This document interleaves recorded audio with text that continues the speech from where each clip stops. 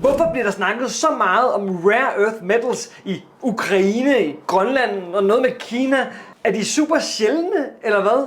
Og hvorfor er alle så interesserede i dem? Lad os spørge en ekspert. De sjældne jordarter er ikke sjældne. Altså sjældne ting er guld, sølv, palladium, dyre metaller. De sjældne jordarter findes over det hele, men vi har ikke fabrikker til at lave dem om til nogle brugbare metaller. De er kun i Kina. De sjældne jordarter er overalt. I Sandet i Vestjylland er der sjældne jordarter aluminium, men vi høster det jo ikke og putter det ind i en fabrik til at lave metaller i Danmark. Der er sjældne jordarter i Sverige, der er sjældne jordarter i Norge, der er sjældne jordarter i Grønland, der er sjældne jordarter i Ukraine. De er der over det hele, men de er jo som sagt ikke sjældne. Så det er lidt fjollet det her med at sige, vi skal have mineralaftaler. For det hele handler om at bygge en fabrik. Der er miner i Norge, der er miner i USA. De to miner, de er lukkede, fordi kineserne sælger jo de sjældne jordarter så billigt. Så der er faktisk fabrikker i USA, der er fabrikker i Norge og i Baltikum, der kan lave de her sjældne jordarter sten om til sjældne jordarter. Men det kan ikke løbe rundt, fordi kineserne sælger det billigere. Jeg har studeret det sjældne jordarter i 15 år, og i den periode har det, der hedder Mountain Pass-minen i Californien i USA, hvor man ekstraherer sjældne jordarter fra mineraler, den er blevet startet op, gået konkurs, startet op, gået konkurs 3 gange. For hver eneste gang, vi har en krise, og priserne stiger, så åbner de minen i USA. Hver eneste gang minen lige er kommet op og begynder at sælge deres sjældne jordarter, jamen så sælger kineserne